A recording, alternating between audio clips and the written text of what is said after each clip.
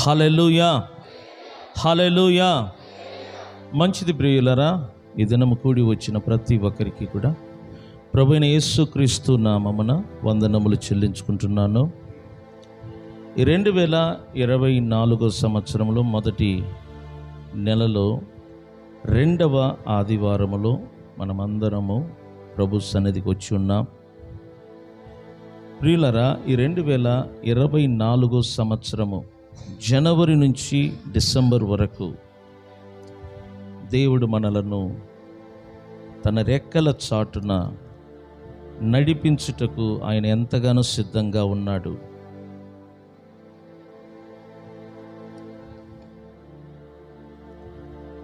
ఆయన మనలను ఆశీర్వదించుటకు, మన కుటుంబాలను దీవించుటకు ఆయన ఎంతగానో సిద్ధంగా ఉన్నాడు. మీరు, మీ కుటుంబము, మీ పిల్లలు బాగుండాలని దేవుడు మనస్ఫూర్తిగా కోరుకుంటున్నాడు. మీరు మీ కుటుంబముతో సహా బాగుండాలంటే దేవుని వాక్యం చెప్పినట్లుగా లోబడాలి. నేను బైబిల్లో చూశాను, లోబడిన వారిని మాత్రమే దేవుడు ఆశీర్వదిస్తున్నాడు. లోబడని కుటుంబము కానీ, పిల్లలు కానీ అనేకులు దెబ్బలు తిన్నట్లుగా నేను వాక్యములు చూస్తున్నాను. సో దేవుని వాక్యాన్ని మనము సీరియస్ తీసుకోవాలి. మన జీవితంలో దేనికి మనం సీరియస్ తీసుకుంటున్నామో లేదో నాకు తెలియదు, కానీ దేవుని వాక్యం ఏం చెప్తుందో దానిని మనము సీరియస్ తీసుకోవాలి. ఎందుకంటే దేవుని యొక్క సహాయము లేకుండా ఈ భూమి మీద ఏ నరుడు కూడా సుఖముగా, సురక్షితముగా బ్రతకలేడు. అందువలన దేవుని మాటలను సీరియస్గా తీసుకోండి. నా పని ఏంటంటే, ఇదిగో వాక్యం ఇలా చెప్తుంది, ఈ విధంగా మనము మన కుటుంబము నడిస్తే మన పిల్లలతో సహా, కుటుంబముతో సహా సురక్షితంగా, క్షేమముగా ఉంటాము. సో వాక్యము నుండి చూపించటం నా వంతు. అది పాటించటము, పాటించకపోవటము అది మీ మీద ఆధారపడుతుంది. కానీ ఎవరు పాటిస్తారో వారికి ప్రతిఫలం ఉన్నది. ఎవరు దేవుని వాక్యానికి లోబడుతారో వారు కుటుంబం అంట సురక్షితంగా జీవిస్తారు. అందుచేత ఒక దైవజనుడిగా నేను మీకు వాక్యముల నుండి చూపిస్తాను. అది లోబడటము, లోబడకపోవటం అది మీ తల రాత. ఎందుకంటే నేను మాత్రం చెప్తున్నాను, లోబడిన వారు ఈ ప్రపంచములో తలగా జీవిస్తారు. లోబడని వారు ఈ ప్రపంచములో చాలా హీనమైన స్థితిలో ఉంటారు. అందుకే మోషే ఒక సందర్భములో ఒక మాట అడిగాడు ప్రజలను చూసి, మీరు ఎవరి పక్షముగా నిలబడతారు? దేవుని పక్షమున లేకపోతే సాతాను పక్షమున? మీరు దేనిని ఎంచుకుంటారు? ఆశీర్వాదములన లేకపోతే శాపములన? అది మన మీద ఆధారపడుతుంది. జ్ఞాని అంట మంచి మార్గమును ఎంచుకుంటాడంట.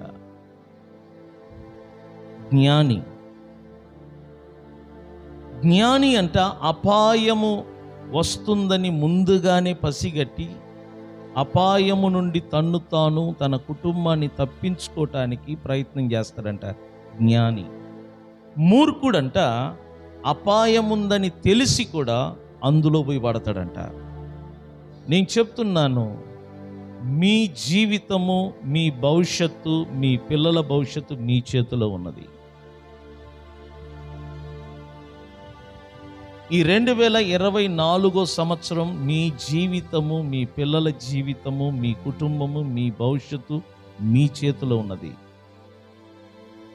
మీరు ఎలా ఉండాలనుకుంటున్నారో అది మీ చేతిలో ఉన్నది. దేవుని మాటలకు లోబడి దేవుని వాక్య ప్రకారంగా మనం నడిచినట్లయితే ఈ 2024 కాదు సుమా, ఈ ప్రపంచములో మనం బ్రతికున్నంత వరకు క్షేమముగా సురక్షితంగా బ్రతుకుతాము. లోబడని వారికి ఈ ప్రపంచమంట నరకంగా మారుతుంది. అడుగడుగు క్షణక్షణమంట వారికి ఎదురు దెబ్బలు తగులుతూ ఉంటాయి. ఎవరికంటే లోబడని వారికి. లోబడిన వారికంట ఈ ప్రపంచమంట పరలోకములాగా ఉంటుందంట. వారు ఏది ముట్టుకున్నా ఆశీర్వాదములు దీవెనలు కలుగుతుందంట. వారు దేనిని ముట్టుకున్నా క్షేమము కలుగుద్దంట. అందుచేత మీ చేతుల్లో ఉన్నది మీ జీవితం. దానిని పాడు చేసుకుంటారా, లేకపోతే దాని వలన మీరు సురక్షితంగా భూమిలో జీవిస్తారా, అది మీ చేతిలో ఉన్నది. సో నేను బైబిల్ని చదువుతున్నప్పుడు నాకు అర్థమైంది, దేవుని మాటకు ఎవరు లోబడుతారో వారు మాత్రమే ఈ భూమిలో సురక్షితంగా జీవిస్తారు. మీకు నేను కొన్ని మాటలు చదివి వినిపిస్తాను, జాగ్రత్తగా చూడండి. యోబు గ్రంథములో అధ్యాయము 8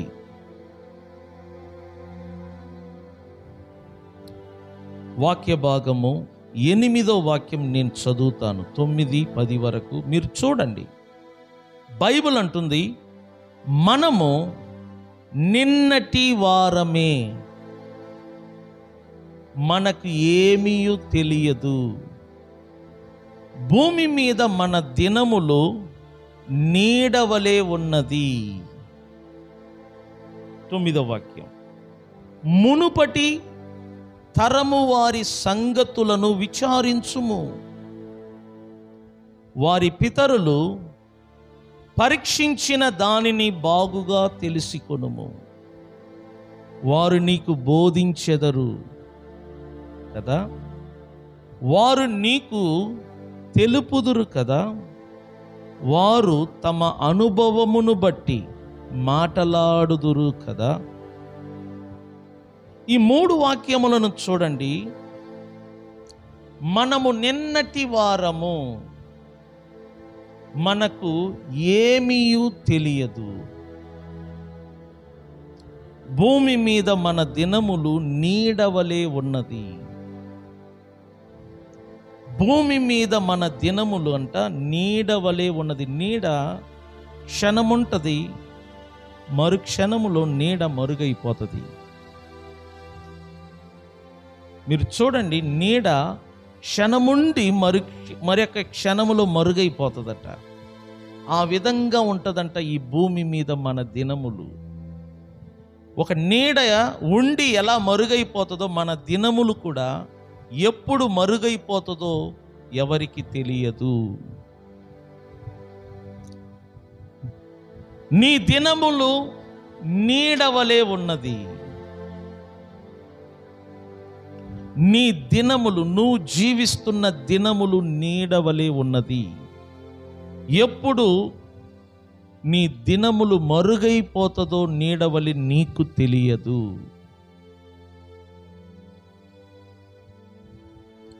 ప్రతి దినములు మనకి ఇంపార్టెంట్ నేను చెప్తున్నాను. మనం జీవిస్తున్న ఒక్కొక్క దినము ప్రాముఖ్యమైనది. అందుచేత దినములను మనము సద్వినియోగం చేసుకోవాలి, జ్ఞానుల వలె. ఎందుకంటే ఈరోజు బ్రతికి ఉన్న మానవుడు రేపుడు ఉంటాడో ఉండడో వాడికి తెలియదు. కారణం, నీడ వంటి వాడు ఒక మనిషి.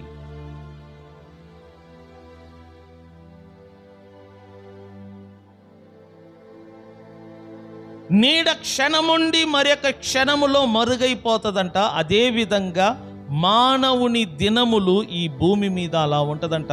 నువ్వు ఎప్పుడు ఎలా ఉంటావో తెలియదు. ఈ ఆదివారం ఉన్న నీవు నెక్స్ట్ ఆదివారం ఉంటావో ఉండవో తెలియదు.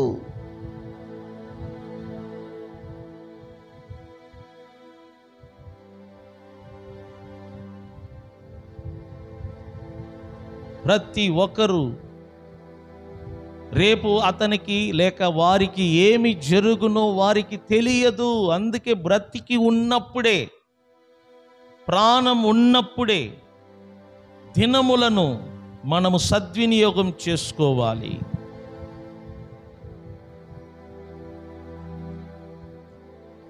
బ్రతికి ఉన్నప్పుడే నీ దినములను నీవు సద్వినియోగం చేసుకోవాలి బైబిల్ అంటుంది. ఎందుకంటే మనము ఈ భూమి మీద జీవిస్తున్న దినములంట నీడవలే ఉన్నది. మనము నిన్నటి వారం అంటే నిన్నే మనము పుట్టినట్లు. మొన్న ఏం జరిగిందో మనకు తెలియదు. నిన్న అంటే శనివారం అనుకోండి, శుక్రవారము ఏం జరిగిందో మనకు తెలియదు. ఎందుకంటే ఈ లోకములో నేను శనివారం పుట్టాను కాబట్టి శుక్రవారం రోజు, గురువారం రోజు, బుధవారం రోజు, మంగళవారం రోజు నేను ఈ భూమిలో పుట్టడానికి ముందు జీవించిన మానవులకు తెలుసు కానీ నాకు తెలియదు. నాకంటే ముందు జీవించిన వారికి తెలుసు. ఈ భూమిలో గడిపిన వారికి తెలుసు. ఈ లోకం ఎటువంటిది, ఈ ప్రపంచం ఎటువంటిది వారికి తెలుసు. మనకు తెలియదు. ఎందుకంటే మనము నిన్నటి వారం అంటే మనకంటే ముందుగా జీవించిన వారు ఎందరో ఉన్నారు.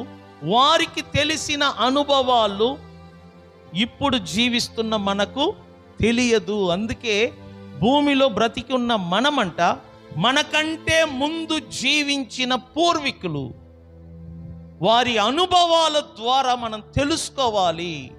ఈ ప్రపంచం అంటే ఏంటి, దేవుడు అంటే ఏంటి, లోకం అంటే ఏంటి. మనకంటే ముందుగా జీవించిన వారిని అడిగి తెలుసుకోవాలి. వారి అనుభవాలను తెలుసుకోవాలి. వారి జీవితాల ద్వారా కొన్ని విషయాలు మనం తెలుసుకోవాలి. వారి ద్వారా మనము నేర్చుకోవాలి. వారి ద్వారా మనం తెలుసుకున్న వాటి ప్రకారంగా మనం బ్రతికితేనంట సురక్షితంగా బ్రతుకుతామంట. మనం ఎప్పుడైనా మనకంటే పూర్వీకులు, సీనియర్లు ఉంటారు, పెద్దలు ఉంటారు, వారిని అడిగి తెలుసుకోవాలి వారి అనుభవాలను.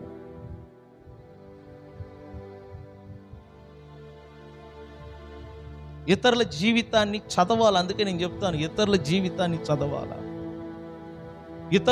ఇతరులు రాసిన పుస్తకాలను చదవాలా, వారి యొక్క జీవిత చరిత్రలను చదివి తెలుసుకోవాలి. అప్పుడు తెలుస్తుంది లోకం అంటే ఏంటి, ప్రపంచం అంటే ఏంటి. ఎందుకంటే మనకంటే ముందుగా జీవించిన వారంట వారు పడిన అనుభవాలు, వారు పడిన కష్టాలు, వారు పడిన బాధలు, వాటన్నిటినీ వారి అనుభవాల ద్వారా బయోగ్రఫీగా రాసి ఉంటారు. వాటిని చదవటం వలన మనకు అర్థమవుతుంది.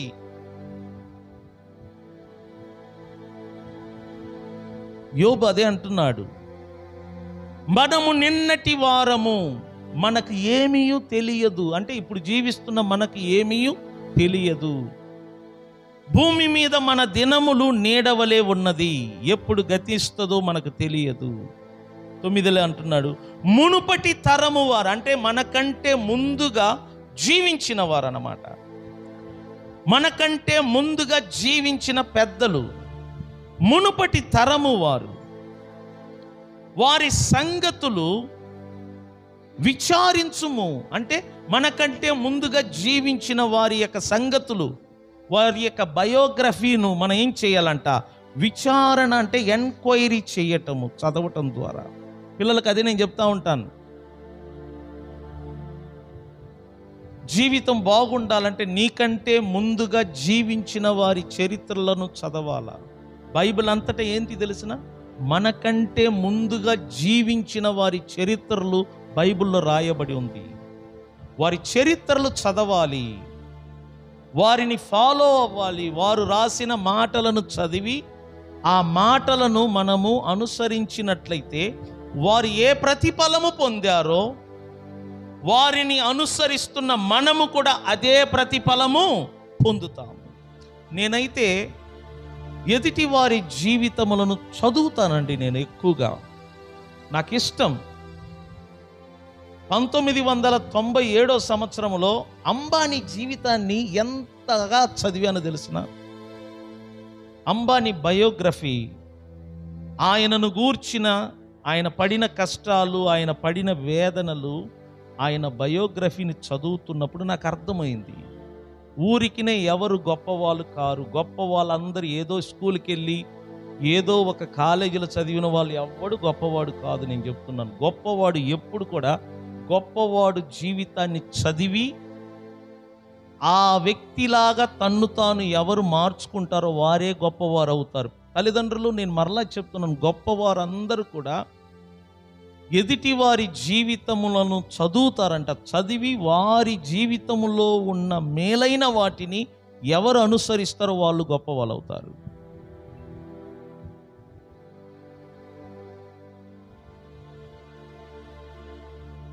నేను 1997లో అంబానీ జీవితాన్ని చదువుతున్నప్పుడు నాకు ఎంతో ఇన్స్పైరేషన్ కలిగింది. ఎంత కష్టపడ్డాడు. ఈరోజు ఆయన పిల్లలందరికీ లక్షల కోట్లు ఆస్తిపరులు. దానికి కారణం ఏంటంటే తండ్రి పడిన కష్టము, తండ్రి పడిన వేదనలు. ఈరోజు ప్రపంచములోనే గుర్తింపు పొందిన ఒక ధనవంతుడిగా నిలబడ్డాడు. ఏదో 3 సంవత్సరాలు కాలేజీకి వెళ్ళిన వాళ్ళందరూ గొప్ప వాళ్ళు ఎవరండి? నేను చెప్తున్నాను, చదువు అనేది ఒక కాలేజీలో కాదు. చదువు అనేది నీ అనుదిన జీవితంలో ఉండాలా. ప్రతి దినమును ఒక విద్యార్థిగా ఉండి ఇతరులను చదవాలి. వాళ్ళే గొప్ప వాళ్ళు అవుతారు. పుస్తకాలను కాదు, మన ముందు ఉండి వెళ్ళిపోయిన పూర్వీకులు వాళ్ళ జీవితాలే మనకు పుస్తకాలు. వాళ్ళ బయోగ్రఫీ మనకు పుస్తకాలు. వాళ్ళు ఎలా జీవించారు, ఎలా బ్రతికారు, వారి జీవితంలో ఉన్న విలువైన పాఠములను చదవాల. మనము వాటిని ఫాలో అవ్వాలా. అదే బైబిల్ చెప్తుంది. మునుపటి తరము వారి సంగతులను విచారించుము. ఏంటంటే చెప్పండి అందరూ చెప్పండి. ఏంటంట మునుపటి అంటే దాని అర్థం ఏంటి? మనకంటే ముందుగా జీవించిన వారి సంగతులను మనం ఏం చేయాలంట? విచారణ అంటే ఎంక్వైరీ చేయి, పరిశోధించు. ఎలా? చదవటము ద్వారా. దేవుడు అందుకే బైబిల్ ఇచ్చాడు. బైబిల్లో చూడు ఎంతో మంది జీవితాలు, ఒక్కరిద్దరి జీవితాలు కదా. బైబిల్లో కొన్ని వేల మంది జీవిత చరిత్రలు ఇందులో రాయబడి ఉంది. వాళ్ళ జీవిత చరిత్రలు చదవాల మనము. వారి జీవిత చరిత్రలను మనం పరిశోధించాలా. మునుపటి తరము వారి సంగతులు విచారించుము. వారి పితరులు ఏంటంట? వారి పితరులు పరీక్షించిన దానిని బాగుగా తెలుసుకొనుము. మునుపటి తరము వారి సంగతులను విచారించుము. వారి పితరులు పరీక్షించిన దానిని, చూసారా? వారి పితరులు పరీక్షించిన దానిని బాగుగా తెలుసుకొనుము. ఎందుకు? వారు నీకేం చేస్తారంట? బోధిస్తారు. బోధించటం అంటే టీచింగ్ అన్నమాట. ఎలా నడవాలి, ఎలా నడవకూడదు వారు నీకు నేర్పుతారు.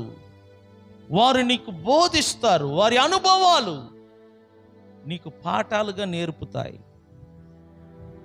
వారు నీకు బోధిస్తారు.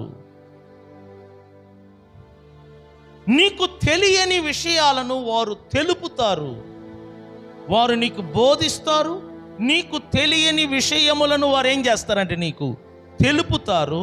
వారు తన అనుభవమును బట్టి ఏం చేస్తారంట? మాట్లాడుతారు. అనుభవం అంటే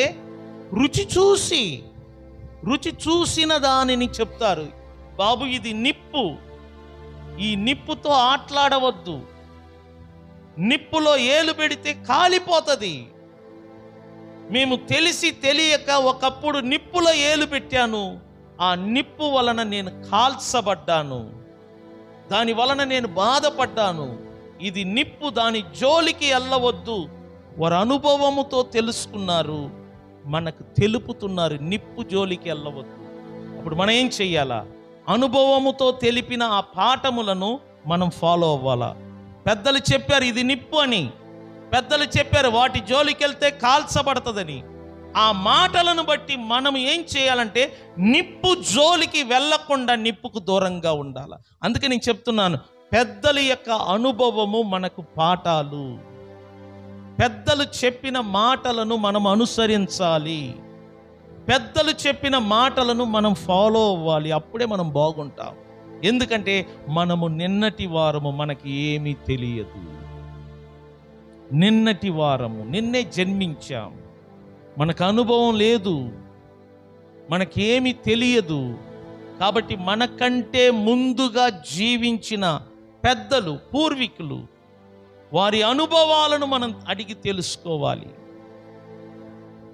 వారు వెళ్ళిన మార్గములను మనం అడిగి తెలుసుకోవాలి. వారి ద్వారా మనం నేర్చుకోవాలి. వారి అనుభవాలు, వారి మాటల ద్వారా మనం అడిగి తెలుసుకోవాలి. అప్పుడు మనము ఈ భూమిలో సురక్షితంగా ఉంటాం. ఇంకొక మాట నేను మీకు చూపిస్తాను, చూడండి. ఇర్మియా గ్రంథము అధ్యాయము 6.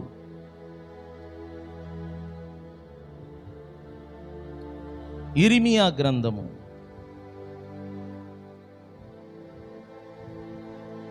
అధ్యాయము 6, 16వ వాక్యం నేను చదువుతాను, మీరు చూస్తే చాలు. 6:16 ఇక్కడ దేవుడు చెప్తున్నాడు, చూడండి. యెహోవా ఈలాగు సెలవిచ్చుచున్నాడు, ఏమని? మార్గములలో నిలిచి చూడుడి. ఎక్కడ నిలబడాలంట మనము? మార్గం అంటే ఏంటి? ఒక మనిషి నడిచే రోడ్డు. ఒక మనిషి నడిచే రోడ్డు, ఆ రోడ్డును మార్గం అంటారు. ఒక మార్గములో నిలబడి చూడు,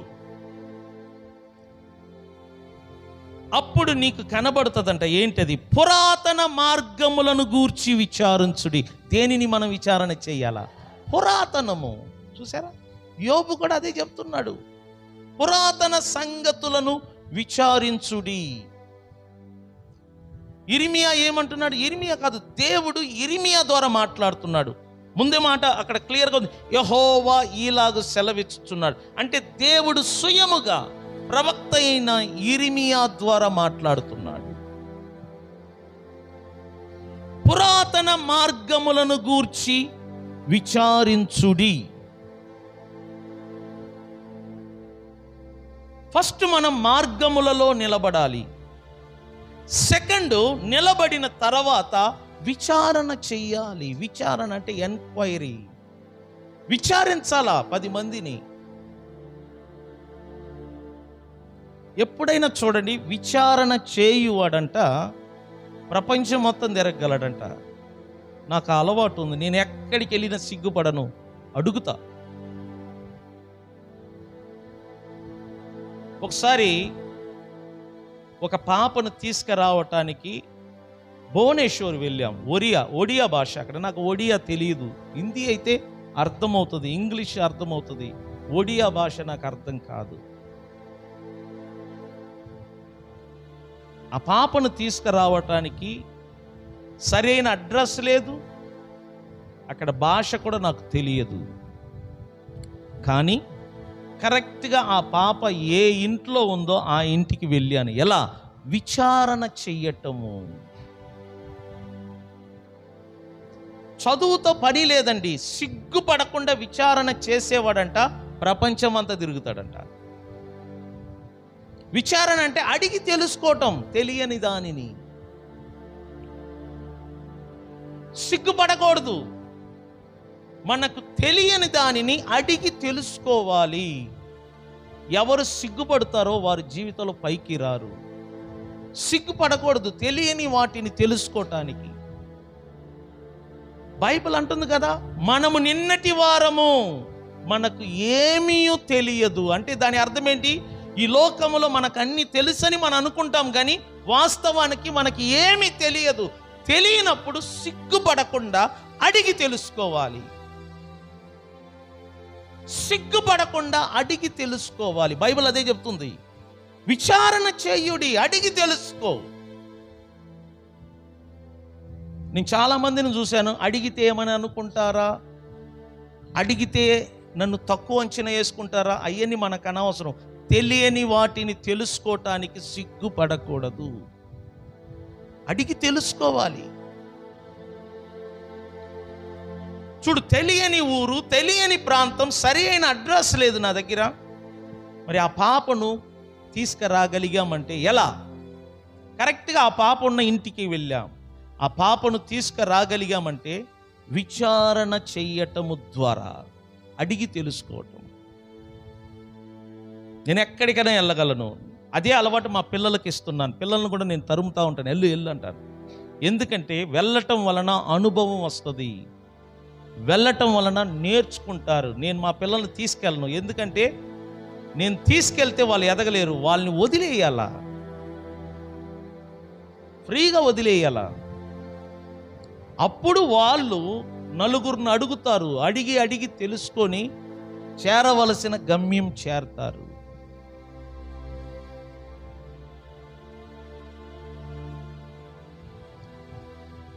ఫస్ట్ నువ్వు మార్గములో నిలబడు. సెకండ్, నిలబడిన నువ్వు విచారణ చెయ్యి. మార్గములో నిలబడు. నిలబడిన నువ్వు పురాతన మార్గములను గూర్చి విచారించుడి. దేనిని గూర్చి? ఎందుకు పురాతన మార్గమును గూర్చి విచారణ చేయమంటున్నాడు?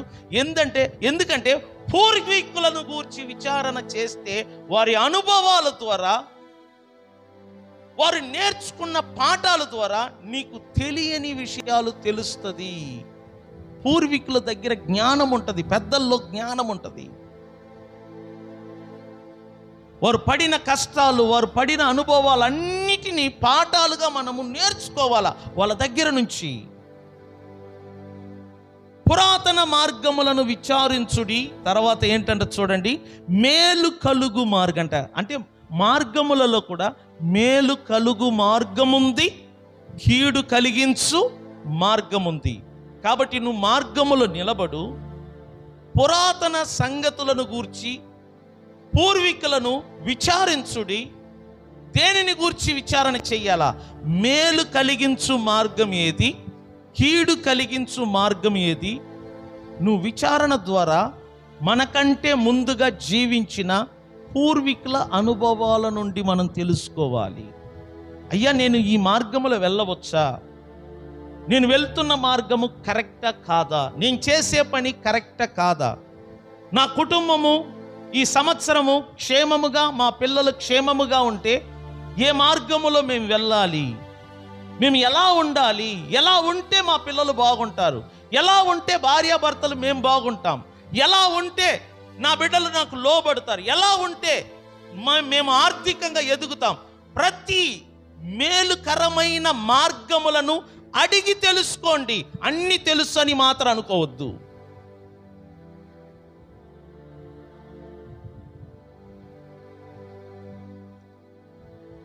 మేలు కలిగించు మార్గములను అడిగి తెలుసుకోవాలి. మేలు కలిగించు మార్గం అంటే దాని అర్థం ఏంటి? మేలు కలుగు మార్గముంది, కీడు కలుగు మార్గము కూడా ఉన్నది. కాబట్టి నువ్వు వెళ్తున్నది మేలు కలుగు మార్గమా, కీడు కలిగించే మార్గమా? ఇతరులను అడిగి తెలుసుకో. బైబిల్ అంటుంది మేలు కలుగు మార్గం ఏది అని ఏం చేయాలంట? మనము అడిగి అందులో మనం ఏం చేయాలంట? నడుచుకోవాలి. చాలామంది అడగటం సిగ్గుపడుతూ ఉంటారు, అడగరు. నేను చూస్తూ ఉంటాను, అడగరు. నేను ఎక్కువ చూసింది ఏంటంటే, తేనీగలంట పువ్వుల మీద తిరుగుతూ ఉంటాయంట. మంచి సువాసన గల పువ్వులు, ఆ పువ్వుల మీద తేనీగలు ఎగురుతూ ఉంటాయి. మీరు గమనించండి, ఎందుకు ఎగురుతున్నాయి తెలిసిన? పనిబాట లేక కాదు. ఆ తేనీగలు సువాసన గల పువ్వుల మీద ఎందుకు తిరుగుతుందంటే, ఆ తేనీగలకు తెలుసు ఆ పువ్వులో తేను మరుగై ఉన్నది. తీయని తేనంట ఆ పువ్వులో మరుగై ఉంటుందంట. అది తెలుసుకున్న తేనీగలు ఖచ్చితంగా సువాసన గల పువ్వుల మీదనే తిరుగుద్ది, కానీ సువాసన లేని పువ్వుల మీద తిరగదు. గుర్తుపెట్టుకోండి. ఈ తేనెగల ఆ పువ్వుల మీద తిరిగి నెమ్మదిగా పువ్వు లోపల ఉన్న తేనెను జుర్రని జూరుకుంటుందంట. అందులో ఉన్న తేనెను జూరుకొని వాటిని ఏం చేస్తుందంట తెలిసిన? తేనె పట్టి, అది వారి కుటుంబము కదా, కొన్ని వేల తేనె ఈగలు ఒక తేనె తొట్టిని తయారు చేసి ఈ పువ్వులో జూరుకున్న ఆ తేనెను తీసుకెళ్ళి వెళ్ళి ఆ తేనె పట్టెలో దాచుకుంటుందట. ఆ తేనె అనేది నేను జ్ఞానం. మీరు ఎప్పుడైనా చూడు, జ్ఞానము లేని జ్ఞానులతోనే మన టైం గడుపుతూ ఉంటాం. వాళ్ళకు చదువు ఉండదు, జ్ఞానం ఉండదు, దురలవాట్లు ఉంటాయి. వారి మీదనే, వారి చుట్టూ మనం ఉంటాం. వారి చుట్టూ ఉంటే నీకు భవిష్యత్తు ఉండదు. నేను చెప్తున్నాను, ఒక జ్ఞాని దీపముతో సమానమంట.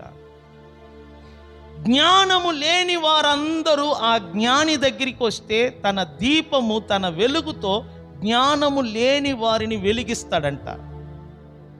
ఎప్పుడైనా గుర్తుపెట్టుకోండి, జ్ఞానము లేని వారితో నువ్వు టైం గడిపితే నీ బుర్రకు కూడా జ్ఞానం అందదు, అజ్ఞానం పెరుగుద్ది. వాళ్ళు బంధువులైతే మనకేంటి, ఇంటి పేరటి గల్ల వాళ్ళైతే మనకేంటి, చుట్టాలైతే మనకేంటి, మనకు కావలసినది తేనె లాంటి జ్ఞానము. పువ్వులో ఉన్న తేనెను ఏ విధంగా తేనీగలు జూరుకుంటుందో అనుభవము కలిగిన వారితో మనం సమయం గడపాల, జ్ఞానులతో మనం సమయం గడపాల, తెలివి గల వారితో సమయం గడపాల. వారితో ఎంత సమయం గడుపుతామో వారికి ఉన్న తెలివి, జ్ఞానాన్ని మనము జూరుకోవాలా, వారి జీవితంలో ఉన్న అనుభవాలను. నేనైతే అదే చేస్తాను.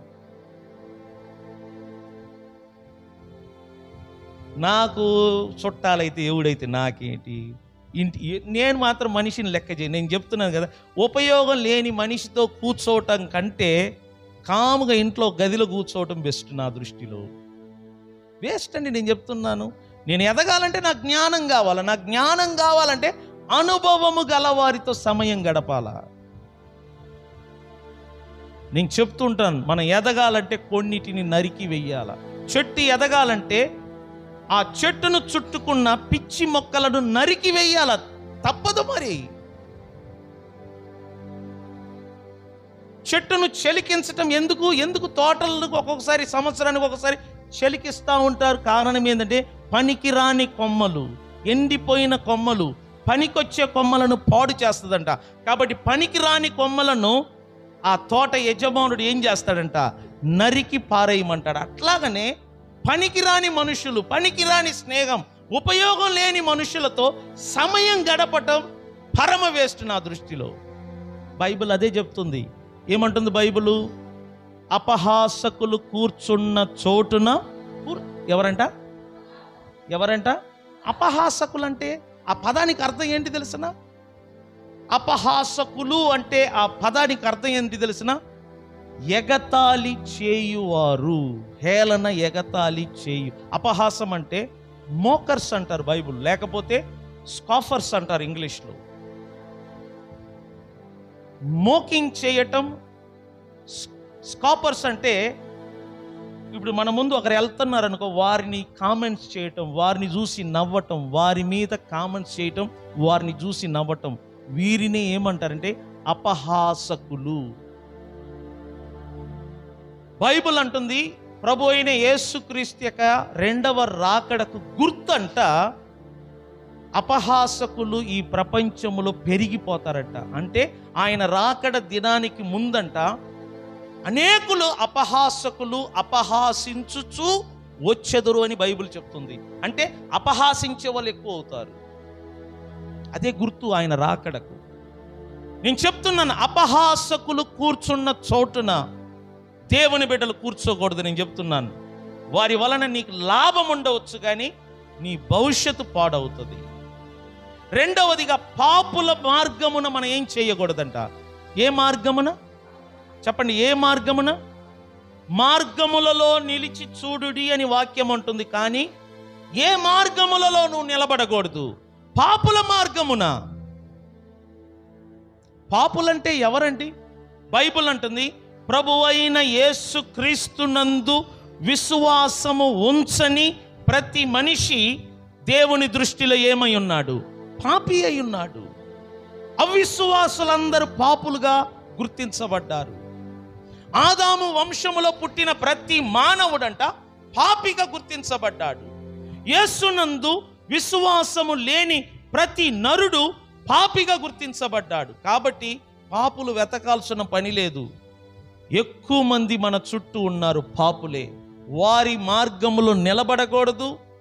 అపహాసకులు కూర్చున్న చోటున కూర్చోకూడదు. దుష్టులు ఆలోచన చెప్పున ఏం చేయకూడదట. ఈ ముగ్గురికి దూరంగా ఉండాలి. ఒకటి దుష్టుడు, రెండు పాపులు, మూడవదిగా అపహాసకులు. దుష్టులు ఆలోచన చొప్పున మనము నడవకూడదు. వారు చెప్పే ఆలోచనలన్నీ ఫాలో అవ్వకూడదు.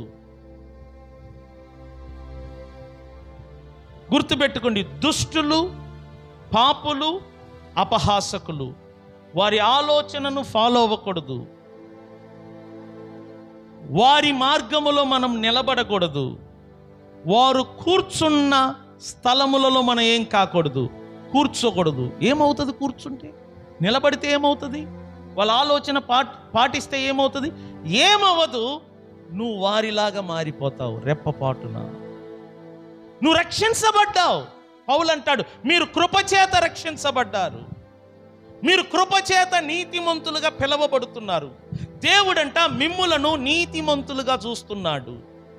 దేవుడంట మిమ్ములను తన బిడ్డలుగా చూస్తున్నాడు. దేవుడంట మిమ్ములను పరిశుద్ధులుగా చూస్తున్నాడు. కానీ నువ్వేం చేస్తున్నావు? పాపులతో కూర్చోటం. నువ్వేం చేస్తున్నావు? అపహాసకులతో కూర్చోటం. నువ్వేం చేస్తున్నావు? దుష్టులతో సమయం గడపటం. నువ్వు గడుపుతున్న ఆ సమయము వలన నువ్వు చాలా నష్టపోతావు తెలుసా? అందుకే దుష్టులకును, పాపులకును, అపహాసకులకును మనం దూరంగా ఉండాలి.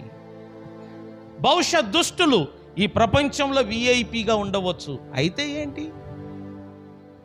వాళ్ళు దుష్టులు. ఈ ప్రపంచంలో 1000 కోట్లు, 1,00,000 కోట్లు కలిగిన ఆస్తిపరులుగా వాళ్ళు ఉండొచ్చు. అయితే ఏంటి? నాకు ఇస్తాడా? దుష్టులు చావరా? కోటీశ్వరులు చనిపోరా? అధికారులు చనిపోరా?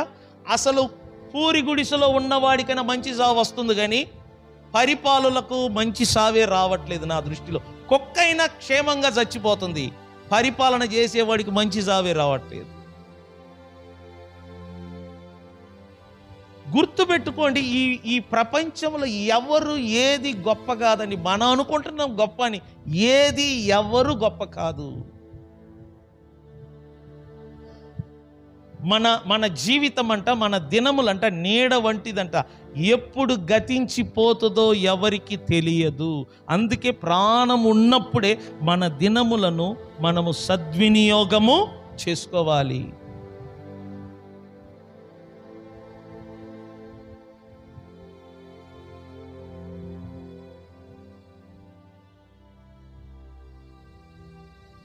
సంగమ, మీ క్షేమము కోరి దేవుడు చెప్తున్నాడు, పాపులకు, దుష్టులకు, అపహాసకులకు దూరంగా ఉండండి. వారికి నువ్వు దూరంగా ఉంటే నువ్వు, నీ కుటుంబము, నీ పిల్లలు సురక్షితంగా ఉంటారు. దేవుడు ఎప్పుడు కూడా మీ కుటుంబము, మీ పిల్లలు, మీ గురించి ఆయన ఆలోచిస్తున్నాడు. ఎదుటి వారి గురించి ఎప్పుడు ఆలోచించడు. దేవుడు ఎప్పుడైనా తన బిడ్డలకు మంచిగా చెప్తాడు. నా బిడ్డలు బాగుండాలి, నా బిడ్డలు క్షేమముగా ఉండాలి, నా మందిరానికి వస్తున్న వారు కుటుంబం అంట సురక్షితంగా ఉండాలని దేవుడు కోరుతున్నాడు. అందుకే దేవుడు చెప్తున్నాడు, మీరు దుష్టులకును, పాపులకును, అపహాసకులకును దూరంగా ఉండండి. దూరంగా ఉండి యెహోవా ధర్మశాస్త్రమును చదువుతూ దాని యందు దివారాత్రములు ధ్యానించుచు ఆనందించువాడు ఎవరంట? ధన్యుడంట. వీళ్ళకు దూరంగా ఉండి దేవుని వాక్యమునకు దగ్గరగా ఉండు. దేవుని మాటలను చదువు, దేవుని మాటలను ధ్యానించు, దేవుని మాటలను ఆనందించుచు చదువుతూ సమయం గడుపు, అప్పుడు నువ్వు ధన్యుడిగా పిలువబడతాడని. ధన్యుడు అంటే ఆశీర్వదించబడినవాడు.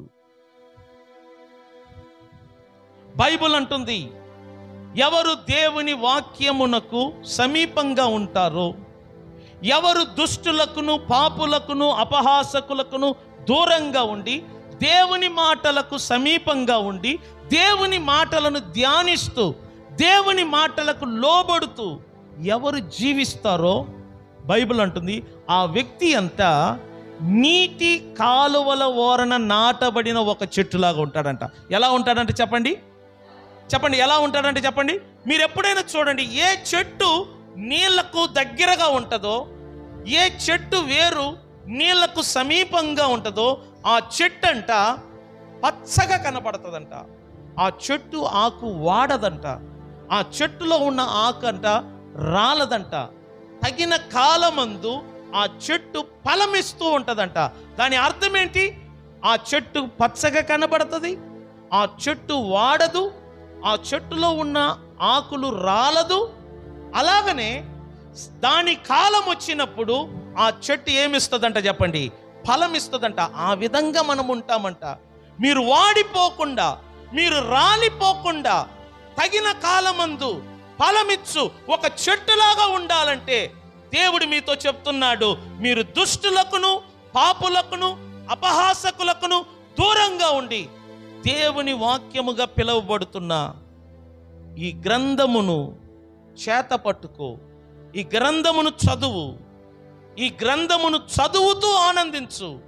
ఇందులో రాయబడినట్లుగా నువ్వు పాటించినట్లయితే నీ ఇల్లు, నీ కుటుంబం అంట ఒక చెట్టులాగా ఫలమిస్తూ ఉంటుందంట.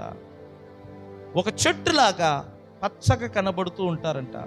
ఒక చెట్టులాగా ఆకు వాడక తగిన కాలమందు ఫలమిస్తూ ఉంటుందంట. బైబిల్ అంటది, అతడు చేయునదంతయు ఏమవుతుందంట?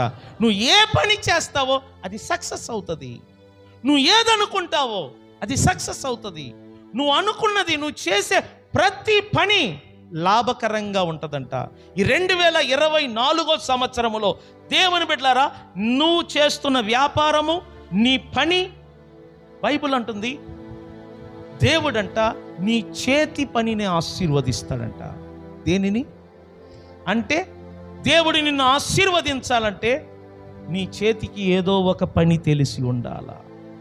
యవనస్తులు, నీ చేతికి వచ్చిన ఏ పని అయినా లోపము లేకుండా నువ్వు చేయాలి. నీ పనులు ఎలా ఉండాలంటే లోపం ఉండకూడదు. నేను కొన్నిసార్లు చూడండి, ఒక మనిషి భవిష్యత్తు ఏంటో వాళ్ళు చేసే పని మీద ఆధారపడుతుంది. ఒక మనిషి చేసే పని పర్ఫెక్ట్గా ఉంటే క్లియర్గా చెప్పొచ్చు అతని భవిష్యత్తు బాగుంటుందని. అందుకే చూడు, మనం చేసే ఏ పని అయినా నీట్గా ఉండాలా, శుభ్రంగా ఉండాలా. పనిని చూసిన వెంటనే మనుషులు మెచ్చుకోవాలా. కొంతమంది పనికి దొంగ, పని సరిగా చెయ్యరు, అడావడిగా వాళ్ళు చేసే పనిని బట్టి అర్థమైపోతుంది వాళ్ళ భవిష్యత్తు, వారి ఇల్లు కూడా అలాగనే ఉంటుందంట. మీరు ఎప్పుడైనా చూడండి, నీ భవిష్యత్తు, నీ పిల్లల భవిష్యత్తు వాళ్ళు చేసే పని, నువ్వు చేసే పనిని బట్టి నువ్వే రిపోర్ట్ ఇవ్వచ్చు. నీట్గా చూడు. రూపాయి ఎప్పుడైనా చూడు, డబ్బును చూడవద్దు, రూపాయిని చూడవద్దు, నీ పని పర్ఫెక్ట్గా ఉండాలి. ఎందుకంటే డబ్బును కాదు మనం చూడవలసినది, మనం చేసే పని. మనకు కూలి ఇచ్చేవాడు, మనకు జీతం ఇచ్చేవాడు కూడా మెచ్చుకునేటట్లుగా ఉండాలా. వారే జీవితంలో పైకి వస్తారు. కొంతమంది డబ్బును చూస్తారు, పనికి సరి చెయ్యరు. గుర్తుపెట్టుకోండి, అదేవిధంగా వారి ఇల్లు బాగుండదు, వారి కుటుంబం బాగుండదు. గుర్తుపెట్టుకోండి, నువ్వు ఏ పని చేసినా లోపము లేకుండా చెయ్యి. దేవుడిని నిన్ను ఆశీర్వదించాలంటే నీకొక చేతి పని ఉండాలా, నీ చేతులారా నువ్వు పని చెయ్యాలా. ఎవరు పని చేస్తారో వారిని దేవుడు ఆశీర్వదిస్తాడు.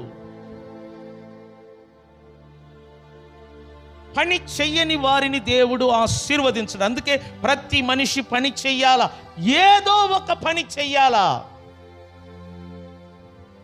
ప్రసంగి అంటాడు, నీ చేతికి వచ్చిన ఏ పని అయినా నీ శక్తి లోపము లేకుండా చేయుము. ఎలా చేయాలంటే మనం చెప్పండి, నీ చేతికి వచ్చిన ఏ పని అయినా ఎలా చేయాలంట? మనము నీ శక్తి లోపము లేకుండా చెయ్యుము. దేవుడంట నిన్ను చూస్తాడంట, నీ నమ్మకాన్ని చూస్తాడంట, నీ పనిని చూస్తాడంట, నిన్ను ఆశీర్వదిస్తాడంట. కొంతమంది పని చెయ్యరు, పెత్తనం చేయాలనుకుంటారు. పని చేసేవాడే పెత్తనం చెయ్యాలి. పెత్తనం చేసేవాళ్ళు ఎప్పుడైనా చూడండి పైకి రారు. పని చేసేవాడు పైకి వస్తాడు.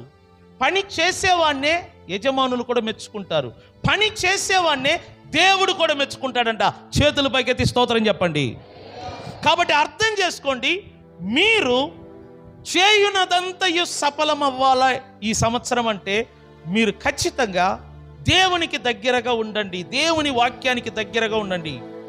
దేవుని వాక్యము నీటి కాలువలతో సమానము. మీరు దేవునికి దగ్గరగా ఉండాలి.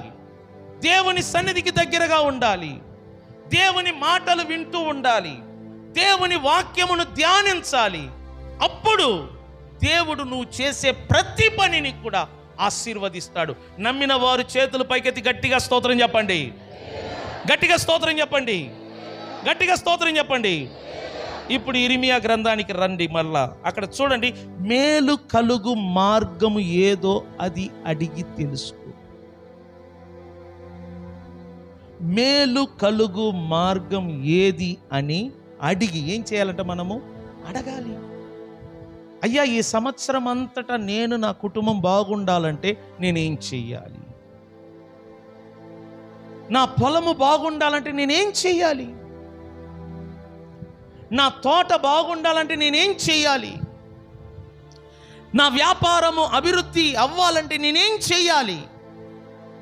నేను ఆరోగ్యంగా ఉండాలంటే నేనేం చెయ్యాలి? నా పిల్లలు నా మాట వినాలంటే నేనేం చెయ్యాలి?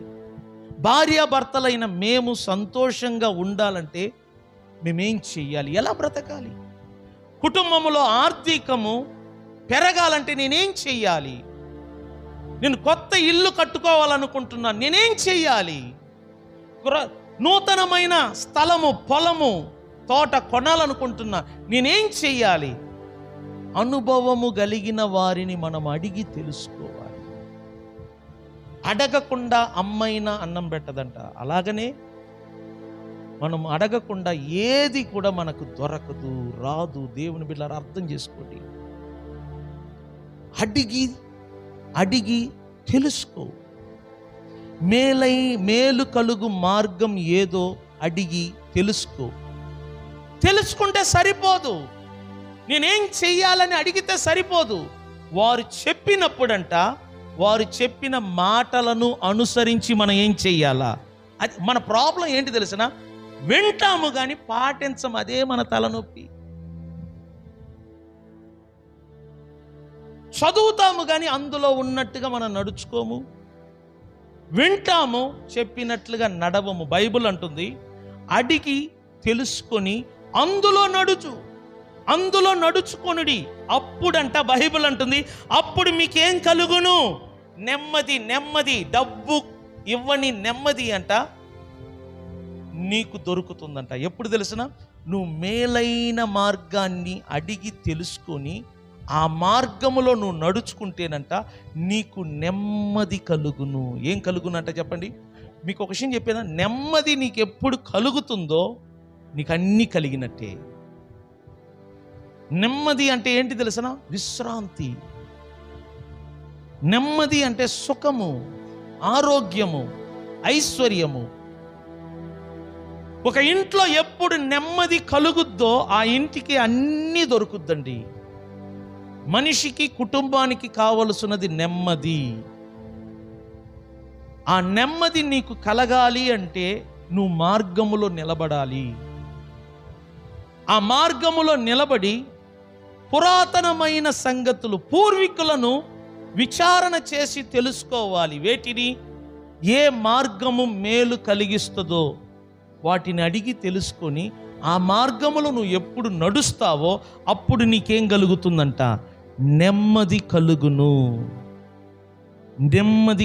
నెమ్మది కలగాలి అంటే మేలు కలిగే మార్గములో నడవాలి. మేలు కలిగించే మార్గంలో. నేను ఒకటే చెప్తున్నా, ఈ భూమిలో 2 మార్గాలు ఉన్నాయి. ఒకటి మేలు కలిగించే మార్గం, 2 కీడు కలిగించే మార్గం. మీకు క్లియర్గా చెప్తున్నా, దేవుని వాక్యము నువ్వు అనుసరించి నడిస్తే నీ మార్గములో ఏం కలుగుద్ది? మేలు కలుగుద్ది. దేవుని వాక్యము కాకుండా నీ సొంత ఆలోచనలు, దుష్టుల ఆలోచనలు, ఈ లోకములో మనుషులు చెప్పే మాటలను నువ్వు ఎప్పుడు అనుసరించి నడుస్తావో నీ మార్గమంతటా మేలు కలగదంట, కీడు కలుగుద్ది. నువ్వు వెళ్తున్న మార్గమంతటా ముళ్ళులు ఉంటాయి, నువ్వు వెళ్తున్న మార్గమంతటా రాళ్ళు రెప్పలు ఉంటాయి, నువ్వు వెళ్తున్న మార్గమంతటా ఎత్తు పల్లాలు ఉంటాయి. అందువలన నీ పాదములకు గాయములు ఏర్పడతాయి, నువ్వు నడవలేవు, ఎక్కువ దూరము నువ్వు వెళ్ళలేవు, నువ్వు అలసిపోతావు. నువ్వు నడుస్తున్న జీవితం అంట నువ్వు ప్రతిదినము సోలిపోతూ ఉంటా, అలసిపోతూ ఉంటా, నెమ్మది ఉండదు, సంతోషం ఉండదు, సమాధానం ఉండదు. కారణం ఏంటి తెలుసునా? నువ్వు మేలు కలిగే మార్గాన్ని కాకుండా కీడు కలిగించే మార్గాన్ని ఎంచుకొని అందులో వెళ్తున్నావు. అలా ఉండకూడదు. మనకు మన కుటుంబానికి క్షేమము కలగాలి అంటే మేలు కలిగించే మార్గములో మనం నడవాలి. గుర్తుపెట్టుకోండి. ఇంకొక మాట నేను మీకు చూపిస్తాను, చూడండి. యోబు గ్రంథానికి రండి. అద్భుతమైన మాట ఇది. అదే 8వ అధ్యాయం, యోబు గ్రంథము 8వ అధ్యాయం.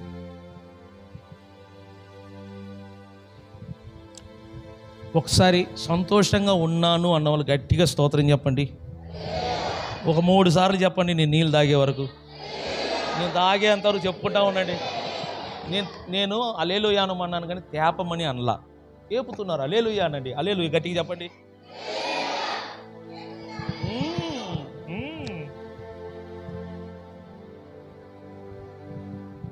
ఈ మాట చూడండి, ఎంత మాటో మీకు అర్థమవుతుంది. 11 నుంచి చదువుతాను. బురద లేకుండా జమ్ము పెరుగున, ఏమీ లేకుండా, బురద లేకుండా జమ్ము అంటే దాని అర్థం ఏంటి? జమ్ము పెరగాలంటే ఏముండాల? దానికి బురద ఉండాల. 2, నీళ్లు లేకుండా రెల్లు మొలుచున అంటే దాని అర్థం ఏంటి? రెల్లు మొలవాలంటే ఏముండాలా? ఇక్కడ 2 మాటలు, ఒకటి జమ్ము, 2 రెల్లు. జమ్ము మీ అందరికీ తెలుసు, జమ్ము గడ్డి, రెల్లు గడ్డి. జమ్ము పెరగాలంటే బురద ఉండాలి. రెల్లు మొలగాల అంటే రెల్లు అదే ఏమంటారు? మొలుచు. ఏమని ఉంది తెలుగు? మొలుచున. ఓకే. రెల్లు నీళ్ళు లేకుండా దాని మొలక బయటికి రాదంట. మీ అందరికీ తెలుసు, ఒకప్పుడు మన రేకుల మీద వేసాం గడ్డి, దాన్నే రెల్లు గడ్డి అంటారు. అది ఇక్కడ ఈ ప్రాంతంలో దొరకదు. ఎక్కువ ఏలూరు ఆ ప్రాంతాల్లో రెల్లు గడ్డి ఎక్కడ పడితే అక్కడ కనబడతా ఉంటుంది.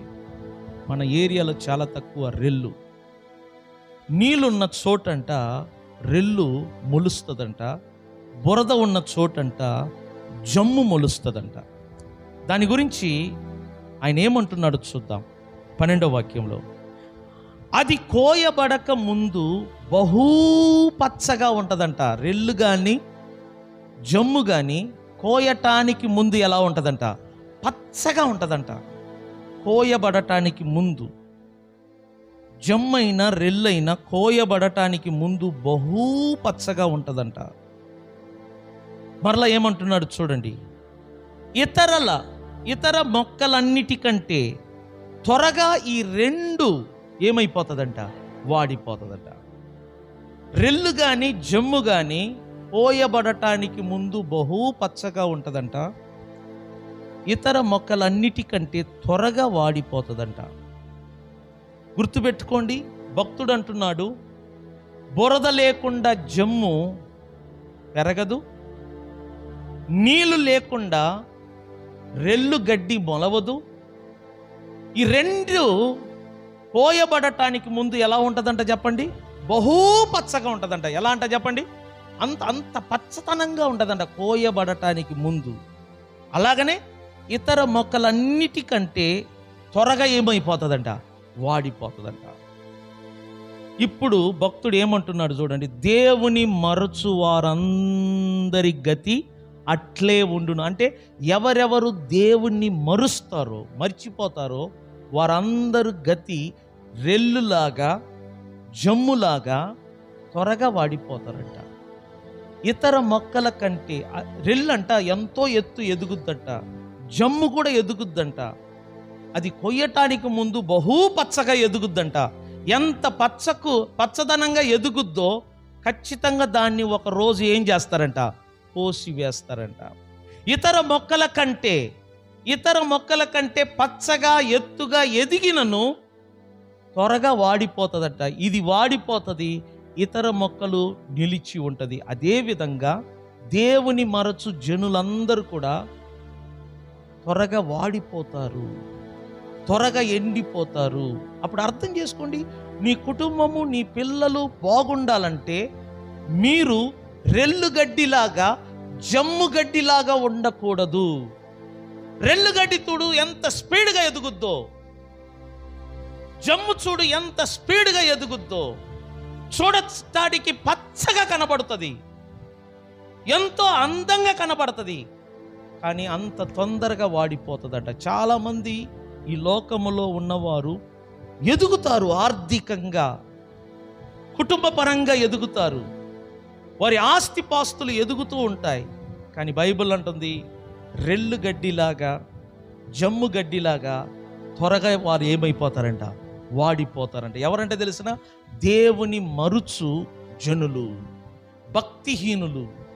కాబట్టి నీ కుటుంబం బాగుండాలంటే, నీ పిల్లలు బాగుండాలంటే నీలో భక్తిహీనత ఉండకూడదు. దేవుని మీద భయము, భక్తి ఉండాలి. మనిషిగా పుట్టిన మనలో భక్తి ఉండాలండి. భక్తి చాలా అవసరం. దేవుడంటే భయము, దేవుడంటే భక్తి ఉండాలా. బైబిల్ ఏమంటుంది చూడండి, దేవుని మరచు వారందరి గతి అట్లే ఉండును. భక్తిహీనుని ఆశ ఏమవుతుందంట, నిరర్ధకం అగును, అతని ఆశ భంగమైపోవును. బైబిల్ ఏమంటుందంటే భక్తిహీనుడంట ఆశ పడుతాడు, వాడికి ఏది దొరకదంట. భక్తిహీనులు ఆశ పడుతారు, వాళ్ళకి ఏది దొరకదు. నువ్వు ఆశపడింది దొరకాలంటే, నువ్వు కోరింది దొరకాలంటే నీలో భక్తిహీనత ఉండకూడదు. నీలో దేవుని మీద భయము, భక్తి ఉండాలి. భక్తిహీనులందరూ కూడా రెల్లు గడ్డిలాగా, జమ్ము గడ్డిలాగా త్వరగా వాడిపోతారంట. నేను ఇంకొక వాక్యం చదివాను, భక్తిహీనుల ఇల్లు అంట స్థిరంగా ఉండదంట.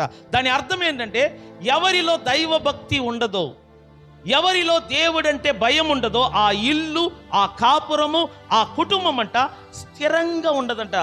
అంటే కదిలిపోతూ ఉంటుంది.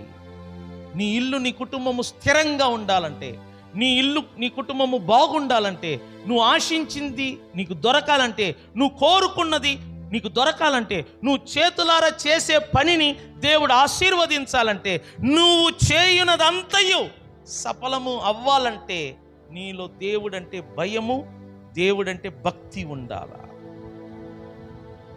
దేవుని కోసము కొన్నిటిని వదులుకోవాలా. చూడు, నేనైతే నా కుటుంబం మేలు కోరుతాను, నా పిల్లల మేలు కోరుతాను. మీకు ఒకటి చెప్పేనా, నేను భక్తిపరుడుగా ఉంటే నా ఇల్లు బాగుంటుందండి. నేను భక్తిహీనుడుగా ఉంటే నా ఇల్లు, నా కుటుంబము, నా పిల్లలు పాడైపోతారు. నా పిల్లలు బాగుండాలంటే, నా కుటుంబం బాగుండాలంటే, నా ఇల్లు బాగుండాలంటే ఆ ఇంటి యజమానుడైన నేను దేవుని మీద భక్తి, భయము కలిగి ఉండాలి. నా సంపాదన నా ఇంటిని కాపాడదు, నా సంపాదన నా పిల్లలను కాపాడదు, నా సంపాదన నా కుటుంబాన్ని కాపాడదు.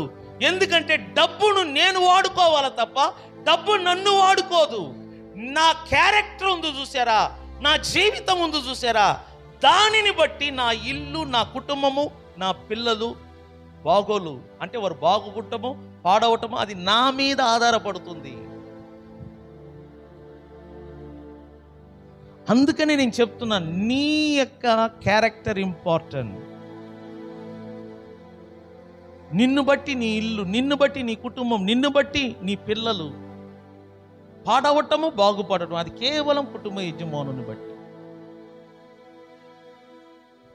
నా తండ్రిని బట్టి నేనున్నాను, నన్ను బట్టి నా పిల్లలు ఉంటారు. సహజం అది.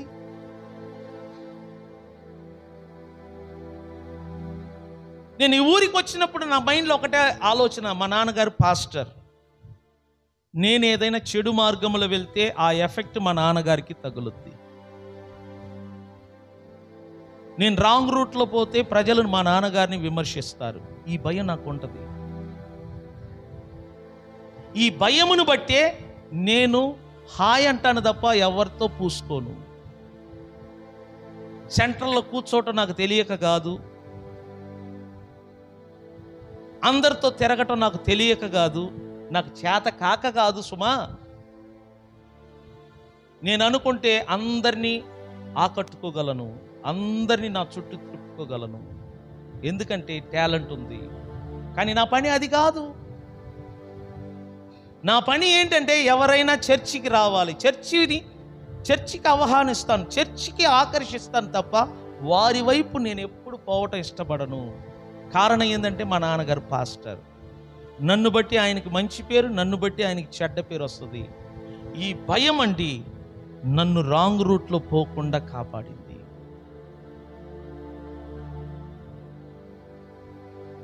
నేను చెడు మార్గములో వెళ్లకుండా ఉండటానికి మెయిన్ కారణం ఏంటంటే మా నాన్నగారు పాస్టర్. ఒక పాస్టర్ కొడుకుని ఎలా బ్రతకాలనో అలా బ్రతికితేనే మా నాన్నగారికి అది వాల్యూ వస్తుంది. అలా ఆలోచిస్తాను. నేను బైబిల్ కాలేజీలో ఉన్నప్పుడు కూడా అలాగనే ఆలోచించా, చనుబండలో ఉన్నప్పుడు కూడా అలాగనే ఆలోచిస్తా. అలా ఉండటం వలన రాంగ్ రూట్లో వెళ్ళే అవకాశం నాకు రాలేదు.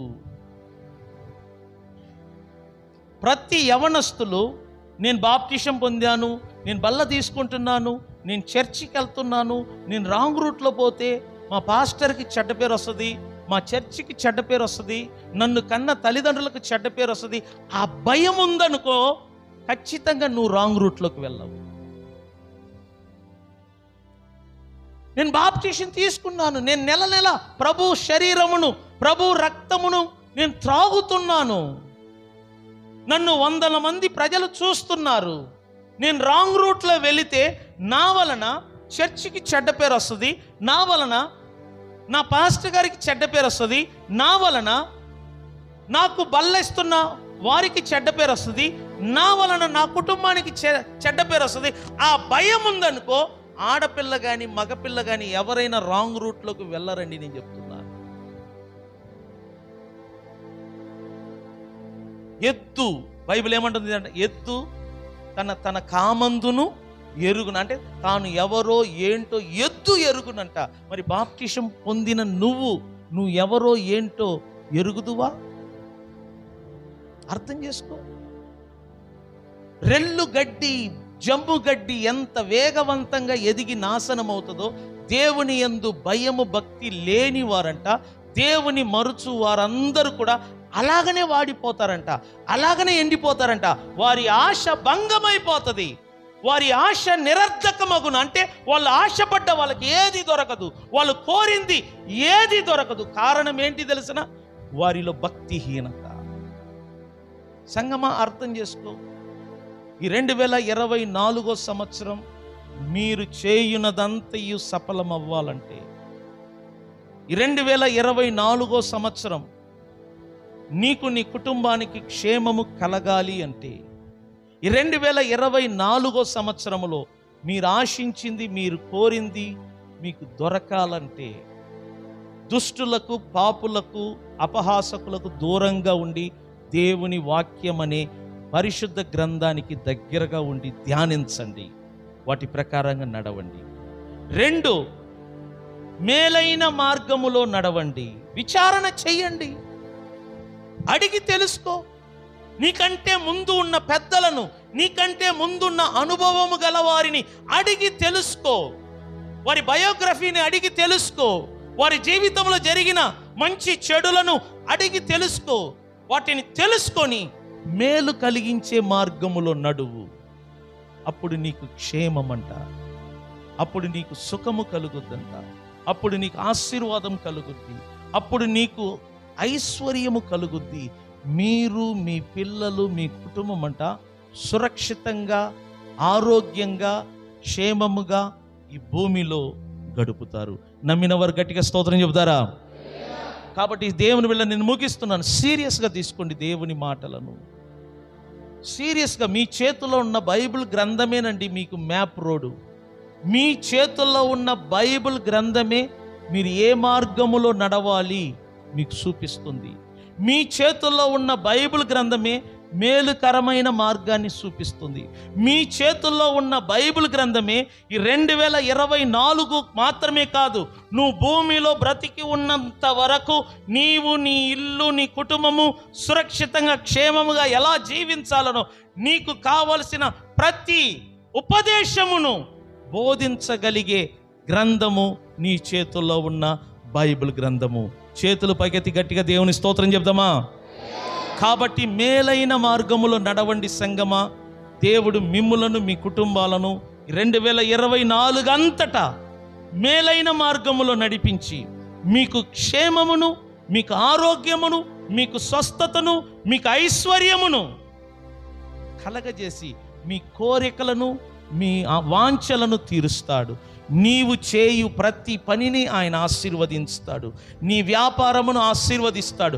నేను చెప్తున్నాను, బైబిల్ చెప్పినట్లుగా మీరు నడిచినట్లయితే ఈ రోజు నుండి డిసెంబర్ వరకు మాత్రమే కాదు, ఈ భూమిలో నీ కొన ఊపిరి పోయేంత వరకు నీకు, నీ ఇంటికి, నీ పిల్లలకు ఏ కీడు రాదు, ఏ శాపము రాదు, ఏ రోగము రాదు. బైబిల్ అంటుంది తెగుళ్ళు నీ గుడారమును సమీపించదు. నమ్మిన వారు 2 చేతులు పైకెత్తి గట్టిగా స్తోత్రం చెప్పండి. హల్లెలూయా. లేచి నిలబడదాం. హల్లెలూయా.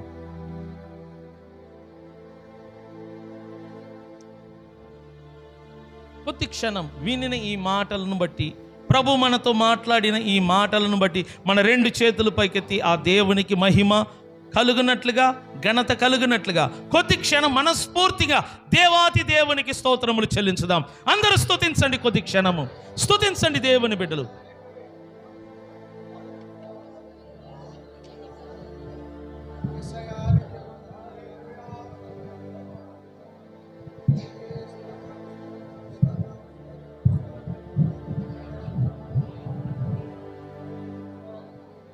స్తుతించండి, స్తుతించండి. మేలైన మార్గములలో నిలబడండి దేవుని బిడ్డలు.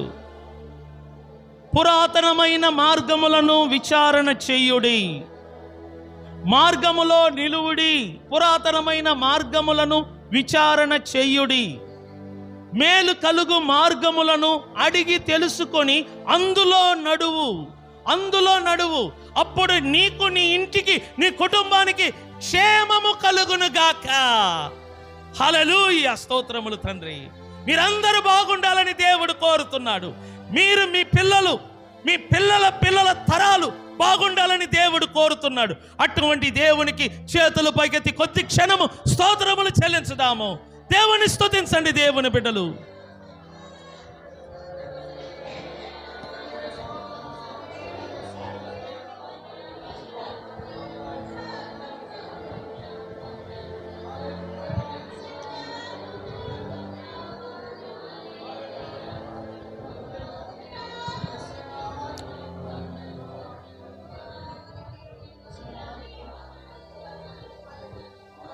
దేవానికే వందనాలు, వందనాలు, వందనాలు. స్తోత్రములు తండ్రి.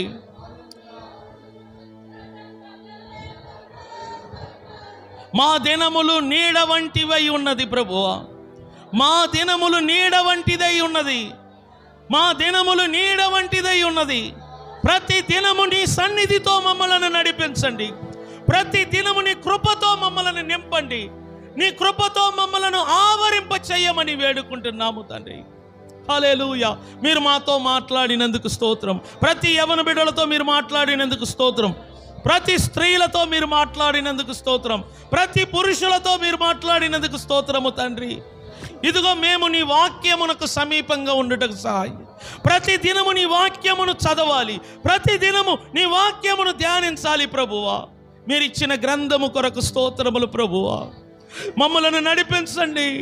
నీకు ఇష్టమైన మార్గములో మమ్మలను నడిపించండి. నీకు ఆయాసకరమైన మార్గము మాలో ఉన్నట్లయితే తీసివేయండి.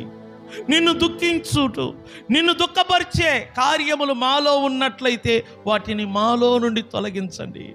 యేసు రక్తముతో మమ్మలను కడగండి ప్రభువా. యేసు రక్తముతో మమ్మలను శుద్ధీకరించండి ప్రభువా. ఆయన రక్తము ద్వారా మమ్మలను నీతిమంతులుగా చేశావు. ఆయన రక్తము ద్వారా మమ్మలను పరిశుద్ధులుగా చేసినందుకు స్తోత్రములు తండ్రి. ఈరోజు మీరు మా అందరితో మాట్లాడినందుకు స్తోత్రములు తండ్రి. వచ్చిన నీ బిడ్డలందరిని బట్టి నీకు స్తోత్రములు తండ్రి. ఈ ఆరాధనను బట్టి నీకు స్తోత్రములు తండ్రి. ఏ పిల్లలకు, ఏ కుటుంబమునకు కీడు కలగకూడదు ప్రభువా. క్షేమము మాత్రమే కలిగించయ్యా. ప్రతి భార్యాభర్తలు సురక్షితంగా ఉండాలి.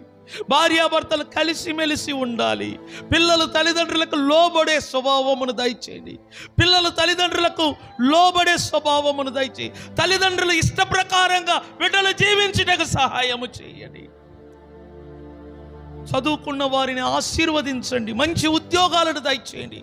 పొలము తోట కలిగిన వారిని ఆశీర్వదించండి. వ్యాపారము చేసే వారిని ఆశీర్వదించండి ప్రభువా.